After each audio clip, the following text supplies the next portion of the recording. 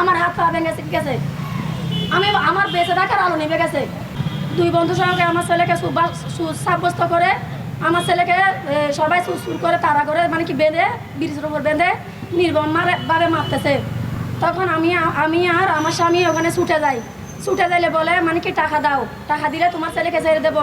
আমি বলতেছি কিসের টাকা? খোঁজে কিসের টাকা বলিস না, আগে টাকা নিয়ে আয়। টাকা কত বলতেছেন আমাকে।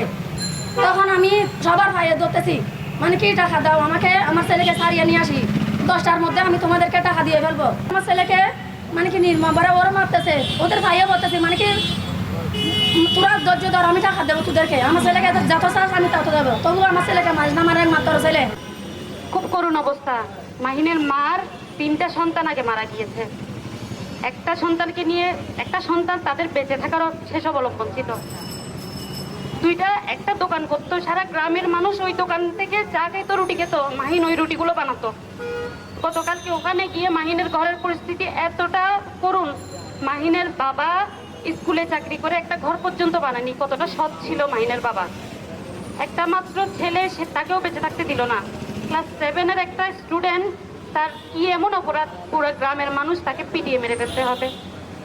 আমি খুব দুঃখের সাথে বলতে চাই আমরা আসলে ব্যর্থ যে 5ই আগস্টের পরে 24 সাল পরবর্তী এরকম একটা মায়ের সন্তানকে এভাবে পিটিয়ে মেরে ফেলতে হচ্ছে এই যে নতুন বাংলাদেশে। রিসেন্ট ফটিকছড়ির একটা ঘটনা, যে 3 যুবককে নির্মমভাবে পিটিয়ে একজনকে অন স্পটে মেরে ফেলতে। আমরা একটু আগে চট্টগ্রাম মহানগরের এনসিপির প্রতিনিধি টিম আমরা চট্টগ্রাম মেডিকেলে দেখে এসেছি সেই আহত 2 ভাইকে কি জঘন্য এবং নির্মমভাবে তাদেরকে মেরে হাত পা ভেঙে দিয়েছে। আসলে এই দায় আমি প্রশাসনকে দিতে চাই। বাংলাদেশের প্রশাসন এতটাই দুর্বল যে আপনার আমার নিরাপত্তার ব্যবস্থা তারা দিতে ব্যর্থ হচ্ছে। কোনো প্রয়োজনে যদি থানার কোনো ওসি অথবা এসআইয়ের সাথে যোগাযোগ করি, তারা সেখানে কাল ক্ষেপণ করছে। মব জাস্টিস নামক একটা শব্দবন্ধ তৈরি হয়েছে। মব তৈরি করে জাস্টিস কায়েম করতে চাই, এভাবে কোনো জাস্টিস কায়েম হয় না। রুমিন ফারহানাকে বলতে চাই, যদি কোনো ন্যায় বিচার দরকার হয়, যদি কোনো রাজনৈতিক সিদ্ধান্ত আসতে হয়, তাহলে সেটা নির্দিষ্ট নিয়ম কানুন মেনে আসুন। আপনি আতাউল্লাহ ভাইয়ের মুখ বন্ধ করে আমাদের মুখ বন্ধ রাখতে পারবেন না। বাঙালি কথা বলতে শিখে গেছে। বাঙালি হাসিনাকে খেদানোর মাধ্যমে যে কোনো কাউকে খেদানোর ক্ষমতা রাখে।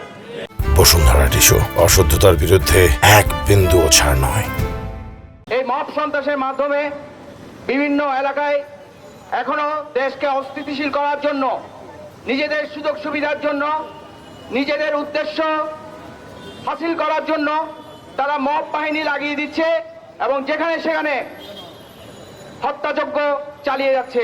ফটিকছড়িতে মাহিন হত্যার যে ঘটনা, সেই ঘটনার সাথে যারা যারা জড়িত ছিল এবং যাদের কমান্ডে এই ধরনের হত্যাকাণ্ড হয়েছে, তাদের সকলকে যত দ্রুত সম্ভব আইনের আওতায় আনার জন্য আমি সকলের কাছে আবেদন করছি। আমরা সব সময় মবের বিরুদ্ধে দেখেছি। আমরা এখন পর্যন্ত যে রাস্তাঘাটে যে মবগুলো দেখতেছি, সেগুলো এখন দেখতেছি নির্বাচন কমিশনার কার্যালয়েও চলে গেছে। আমরা দেখেছি পূর্ব শত্রুতার জের ধরে একজন কিশোরকে কিভাবে রাস্তায় বেঁধে ঘন্টার পর ঘন্টা মেরে হত্যা করা হয়েছে এবং সেই সাথে 2 জনকে খুবই আশঙ্কাজনকভাবে আহত করা হয়েছে। আমরা এই পুলিশ প্রশাসনকে বলতে চাই, আপনারা কি বসে বসে থানায় ঘাস কাটেন? আপনারা জনগণের ট্যাক্সের টাকায় চাকরি করেন, আপনারা জনগণের ঘাম রক্তঘামের টাকায় চাকরি করেন। একজন লোককে, বাংলাদেশের একজন নাগরিককে যখন ঘন্টার পর ঘন্টা ধরে বেঁধে পিটানো হয়, আপনারা কি থানায় বসে বসে আঙ্গুল চুষেন নাকি? আমরা বলতে চাই, বাংলাদেশে 5 তারিখের পর থেকে যত ধরনের মব হয়েছে, সমস্ত মবের মধ্যে এই গণঅভ্যুত্থানের সরকার, প্রফেসর ডক্টর ইউনূসের সরকার এবং তার প্রশাসনের প্রত্যক্ষ এবং পরোক্ষ একটা দায় আছে। সবাই আইনের উপর সম্মান রেখে, আইনের উপর আস্থা রেখে মব জাস্টিস থেকে বেরিয়ে আসতে হবে।